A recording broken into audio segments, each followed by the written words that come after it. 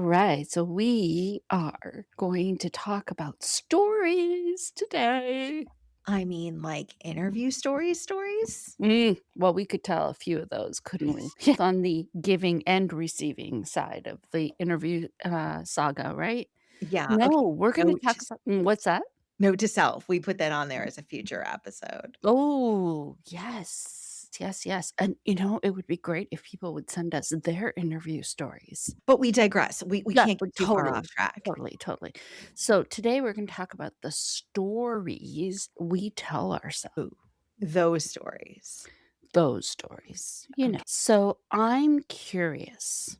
I Mm, carry a few stories with me. okay. One of my stories is that I'm mean, Oh, that I'm judgmental, okay. that I am a horrible human being. These are not Mhm. good stories. I don't like these stories They to are be true. not good stories, and that I'm dangerous, And especially when I get angry. okay. So these are some of the stories that I carry with me. Are these stories that you've told yourself, or these stories that come from what others believe to be true about you? Well, I have told them to myself. They are stories that others have told me about me. Hmm. Yes, And do you believe these stories? not anymore. I That did for a long time. Why do you think you believed these stories? Because when people you trust tell you these Mhm. things, and they're told oh, and one more story. I'm Mm. very selfish. Oh, you're selfish. Yes. Oh, okay. Yes, so when people you trust and who supposedly love you tell you these stories about yourself, then you think they must be true. Mm. And then when you carry those stories,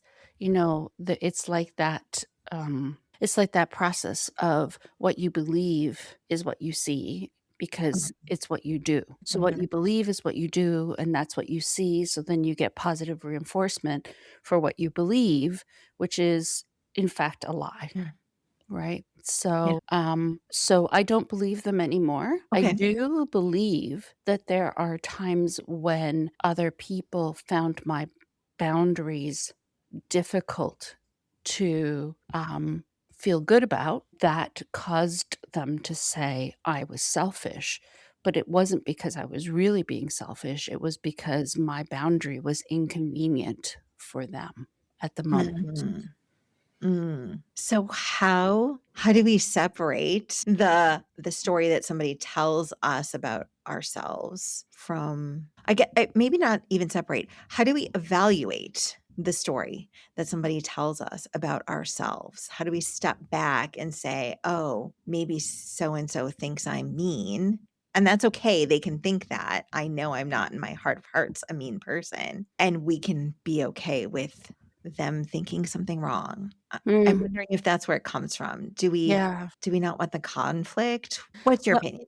well, it's interesting, isn't it? I think that this is not work you can do alone, first Oh, of all, okay. right? Because when we learn these stories, we're typically at an age where we don't have the cognitive separation to be able to evaluate that story, right? So maybe there was an adult in your life when you were a small child who needed you to do something, you wouldn't do it or couldn't do it.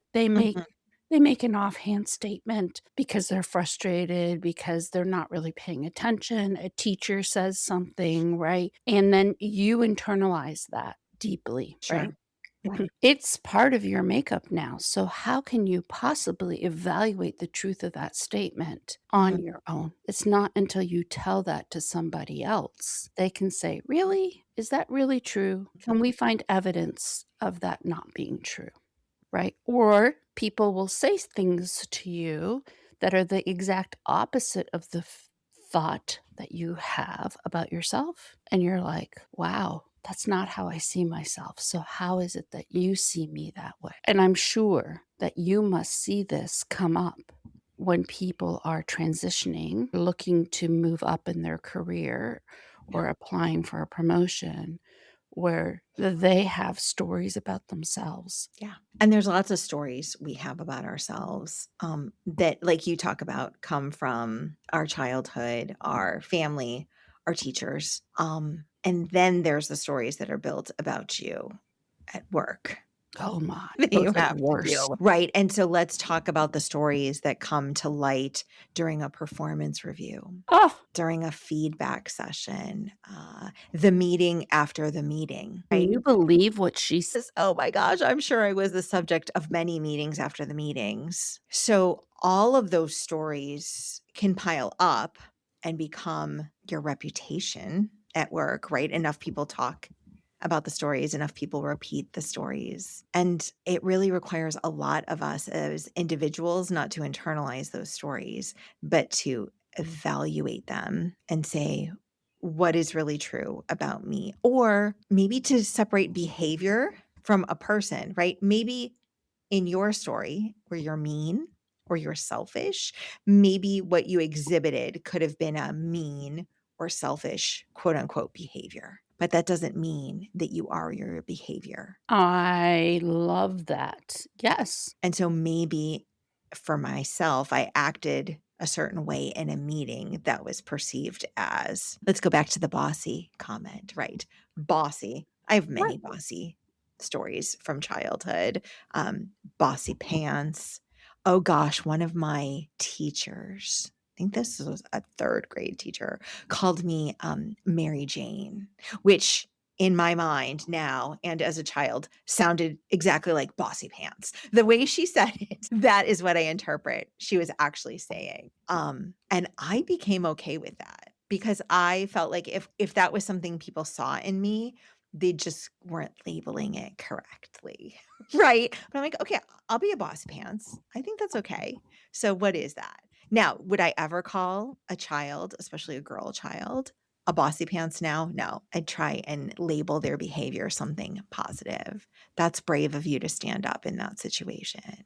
Or I love that you gave clear directions, right? These are ways that we can reward positive behavior. Or good for you for holding your ground on that boundary. You matter and how you feel matters. Yeah. I love this because we don't walk out of a meeting and say to each other about a man, he was really bossy in Oh, that. what a bossy pants. What a bossy pants. I agree. We don't. That is a observation that we very often make about female people. Female presenting people. Yes. Mhm. Yeah, and I think for me personally anyway, I can only talk from my perspective. For me, it was a way of othering me and feeling outside of the inner circle. And for somebody who's has always been other, right? The only one who spoke Spanish, the only one who had ethnic parents, the only one who had divorced parents, the only one who, didn't go to church, the only one who ate weird food, right? All of those things, which again, from they're not weird foods now, but when I was growing up, they were weird foods, right? Yes, It was right. one of the reasons that I loved My Big Fat Greek Wedding, right? Because all she wanted was to fit in. And I thought, man, that was me to a Mm. T. Yeah. Right? And how awkward and awful it is. So, one of the identities I had was to not be othered, right? To want to belong and want to belong badly enough that anything that made me different was kind of whoosh. Mm. So you didn't want those parts of your story. I don't know if I'm going to ask this correctly, so I'm just going to ask it. Um, did you want those pieces hidden or Yeah. did you not want people to learn about them? How did that story that you tell yourself protect you from those things that made you feel other? So it wasn't, I mean, when you're 8 and 9, you can't hide some of those things, right? Right.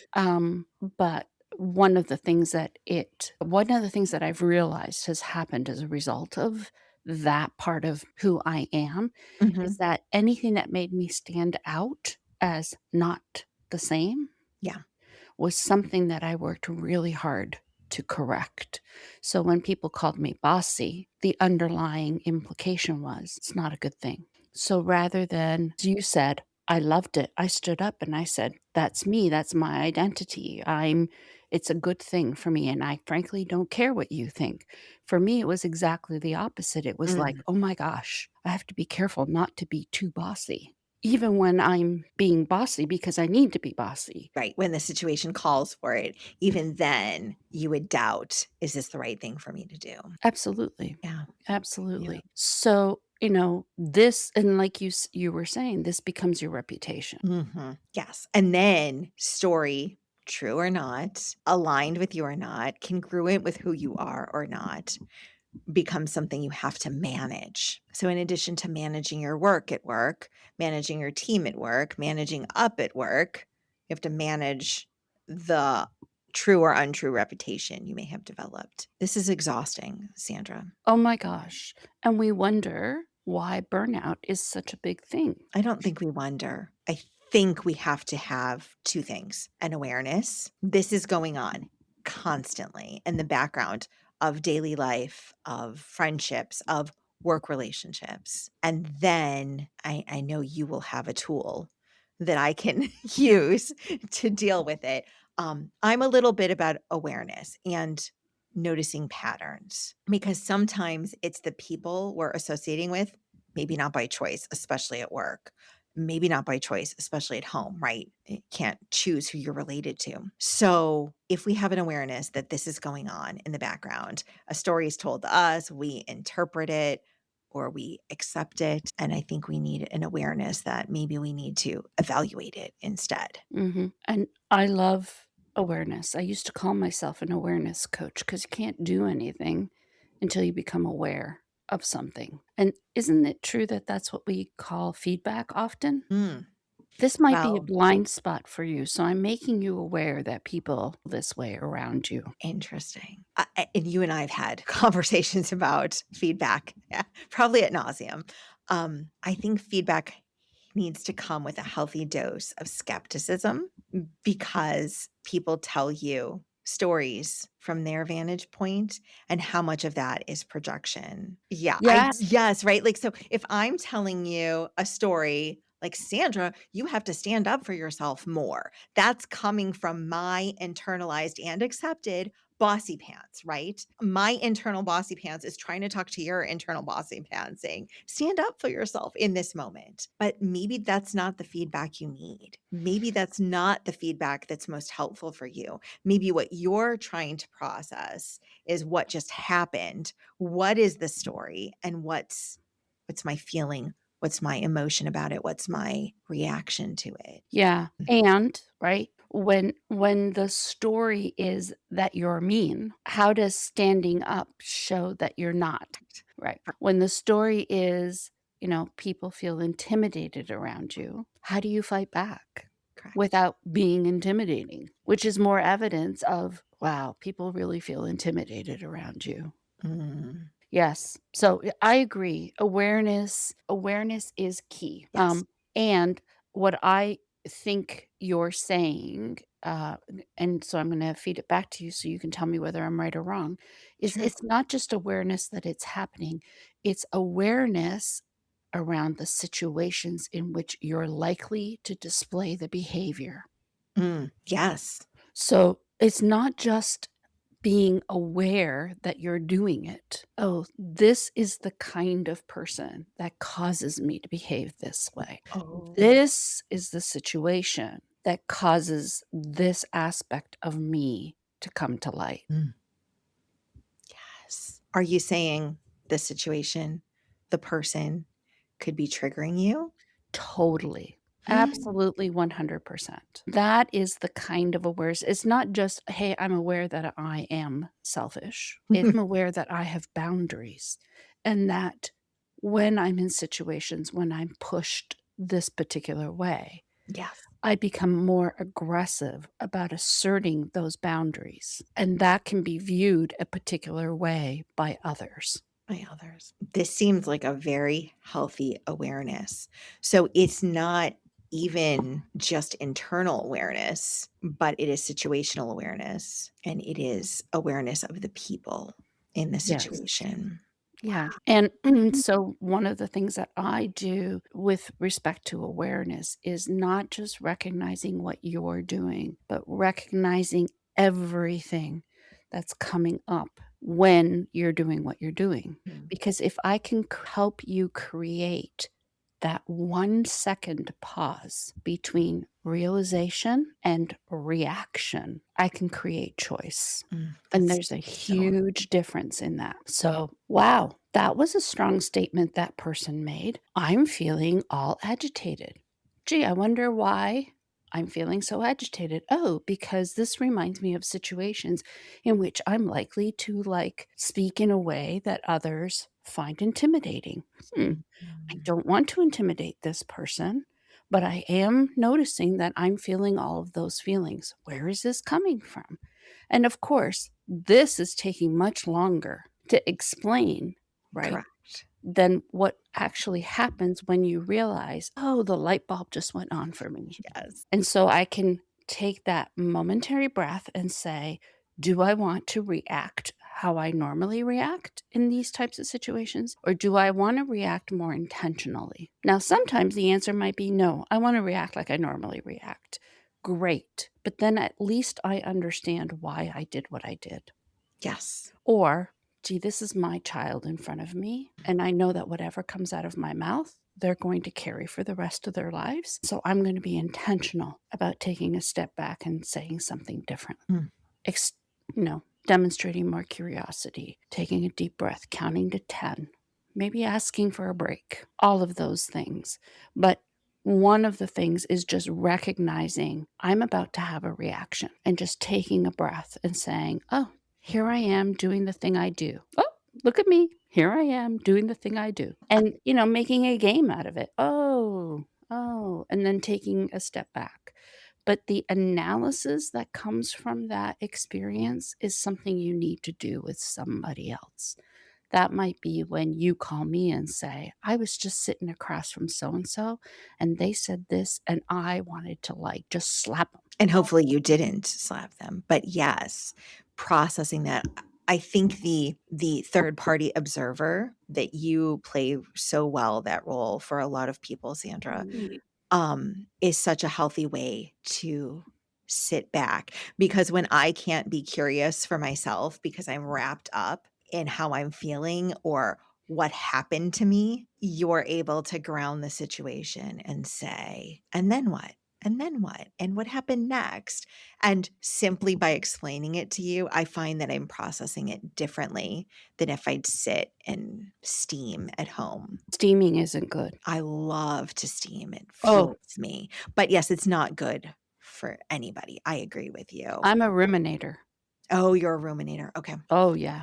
I can after the steam wears off, but Mm. my steam machine is like really tuned up and it can go for a long time. I and I think that you're bringing up a really good point. Having a sounding board is important, as well as that sounding board being the right sounding board. Oh, yes. So talk a little bit more about it because I'm learning so much from this conversation.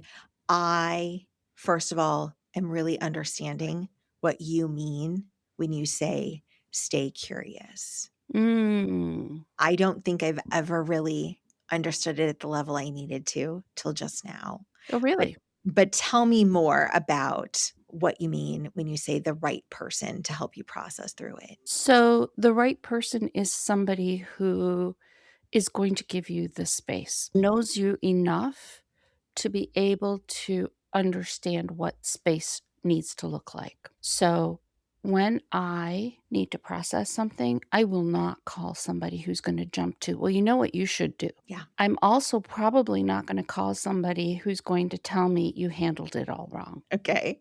Makes sense. I'm also probably not going to call somebody who's going to say, you were right in handling it the way that you did. Can you imagine? And completely agree with me. Mm. So, who is that person? Okay, I'm going to date myself now. Who's that person in your Rolodex? Got it. For all those Not who your don't, LinkedIn connections list? Okay, go yeah. ahead. Who's that trusted individual that you can go to and you can say, okay, I need to vent. Now I need to process. Now I need to problem solve.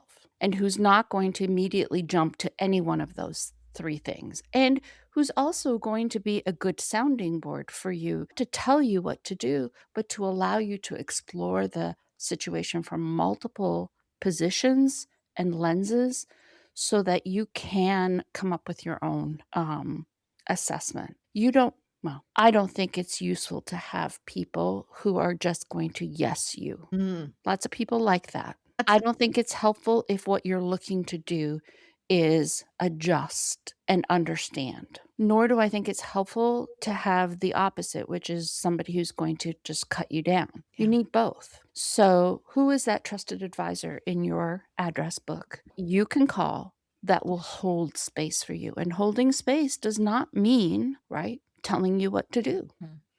It means Unless that's what you ask for, unless that's part of the support that is going to assist you. But I agree in this situation, we're evaluating stories that we just may or may not have become aware of. And then we're trying to decide, is this story really who I am, or was it just a behavior I exhibited? so those who aren't watching the video of me and Annette talking can't Yeah. see that I'm giving her the, "Oh, I don't know if I agree with that statement." Look, and I'm dancing all around that, and she's like, "Okay, well, let me back off over a little bit about that." No, it's genuinely a question.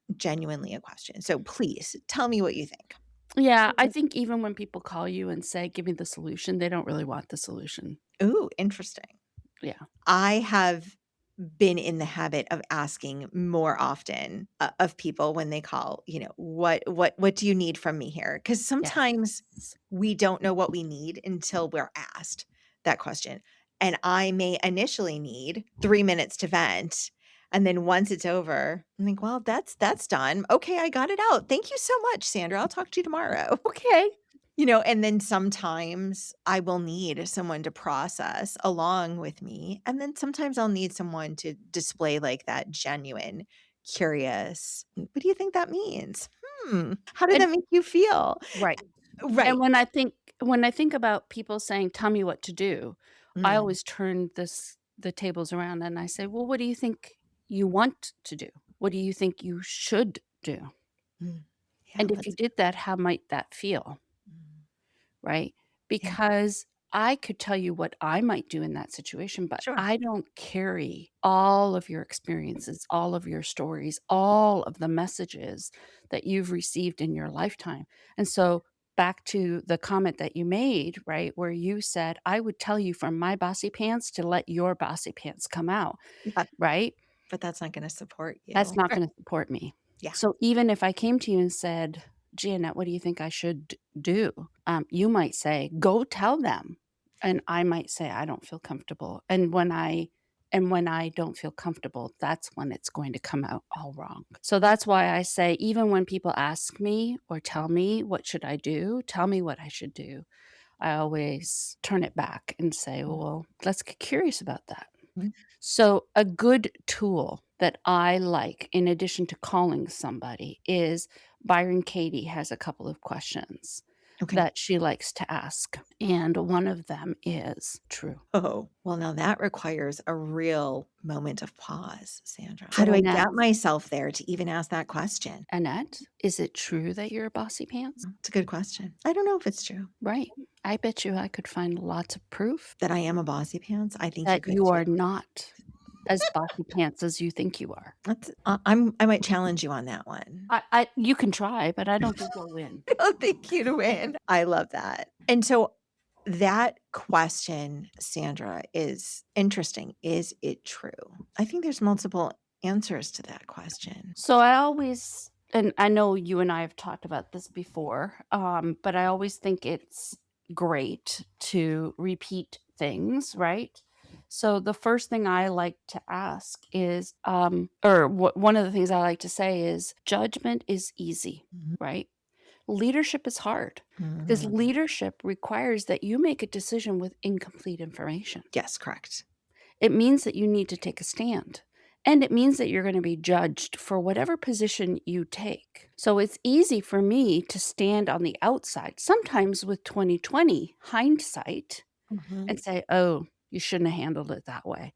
Or, see, I told you you're always like this, right? Those aren't helpful. That's judgment. So Yeah. when people make blanket statements like, you're bossy pants, that's a judgment. Mhm. That's not a truth. That's a judgment. Mhm. And judgment is never about us personally, it's always about the person giving that statement. So Mhm. for that person at that moment, your behavior made them uncomfortable. Correct. I agree So with that. is it true, Annette, your bossy pants? The answer's no. I think for that person in that moment, that felt like a true statement to them. Yes, but is it I true about who you I think it might have been true about the perceived behavior, but I don't think that is a truth about me, right? and I also see that it could be a situational truth. Yes, Yeah, I see that I could have taken charge in a moment and been perceived as bossy. right. Mhm. So And I also am still okay with taking charge in the moments that are needed and seeing through a situation. and the challenge, of course, becomes that when we hear that and we've internalized that and we've internalized the negative message of that, which is that's not who you should be, Mm, right? Then that becomes a problem when we're out trying to be promoted, trying to mhm. demonstrate that we're ready for a career change, that we're ready for more Yeah, opportunity, right?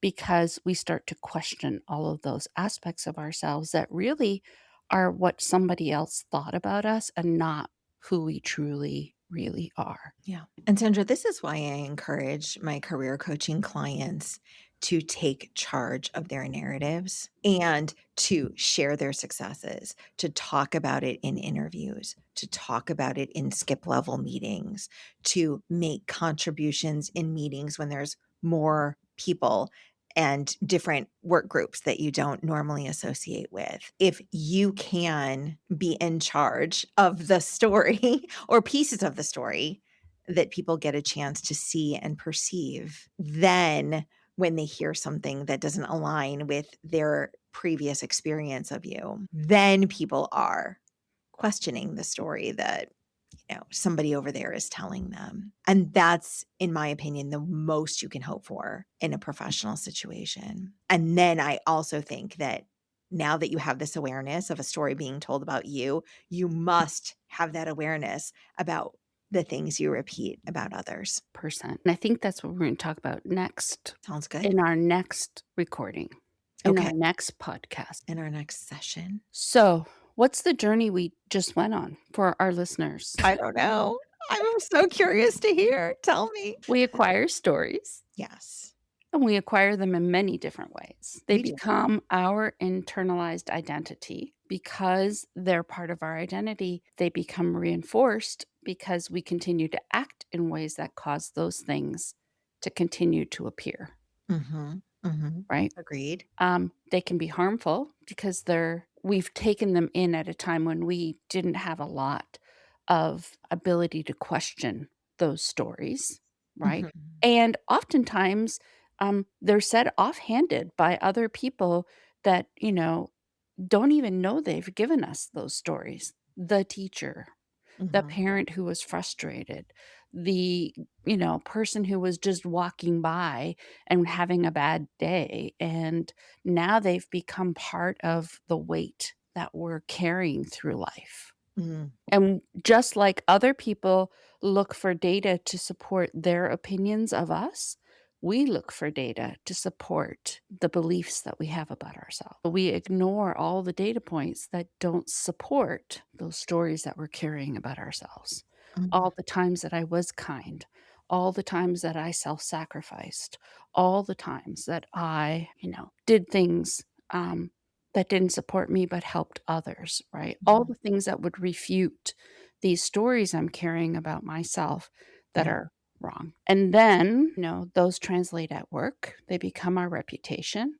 Mhm. They can harm and hurt our careers. And as women, we learn that there are behaviors that we are not supposed to display, Mm. which again harms ourselves at work. Correct. And then we go see Annette and we say, "I need to change careers." Yes. And Or we go see Sandra and say, "I'm burnt out." And yet, if we make a transition or we reinvent what we do, or we take a week off thinking we're gonna cure the burnout, when we go back, when we start the new job, when we get promoted, if we don't evaluate the stories and train ourselves to view ourselves differently, we end up in this same spot 90 days later, 6 months later, a year later.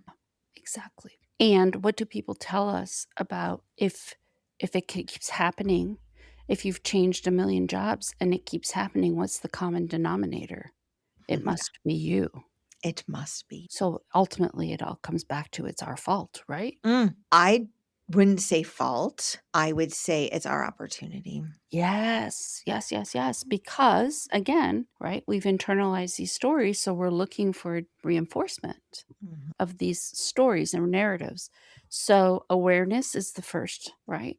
Yes. Talking to a trusted colleague, friend, Mhm. holding space for someone when we're asked to do that, Yes. and creating that awareness where you can have that momentary 1 second pause between response. So you can make a choice, right? So Choice is so important. yeah, and as a trusted advisor, I think the first question you can ask is that really true? And you can ask yourself that, is that really true? And I find evidence in myself. Can I look for the data points, right? That Mhm. tell me this particular story is not true. Mm. Mhm. What a healthy way to look at this. And it doesn't go away just because we change jobs. Correct. No, that cycle isn't broken with the job change. Going to a different address Monday through Friday does not fix this. We have to be willing to notice it and address it no matter how uncomfortable it feels. And we have to be willing to make a new story and step into it. Thanks for talking. I think this was a wonderful conversation. Thanks for talking to me. And I'm going to now be asking the question, is that true? I love that. I can tell you that I am a kind and generous person. I would 150,000% agree. And I'm sorry that you went through a time where you didn't know that about yourself. I was meant to. There was a learning there I had to do. And this learning brought us here today. And now you can There we share this go. with everybody. There we go. And honestly, you know what? If I was a mean person and selfish, Annette Garstick would not be my friend. That's correct. But maybe I wasn't aware of that till just now. That I was a mean person or that you were your No, friend. that I look for all of those characteristics in my friends. But you're right. I do. I probably just hadn't done it very consciously. I'm fortunate to have really great people in my circle. I am too. So thanks for being one of those people. Thanks for being one of my people. I love this. All right, Sandra, next week, we're going to be talking a little bit more about these stories. And in the meantime, if people want to get connected for more behind the scenes conversations, insights into you and I and this work that we do, they can join our email list. Yes, our newsletter. It's so amazing on exposingthehiddenreality.com. You can sign up for our newsletter and then you'll be on the inside with us. Bye. Bye.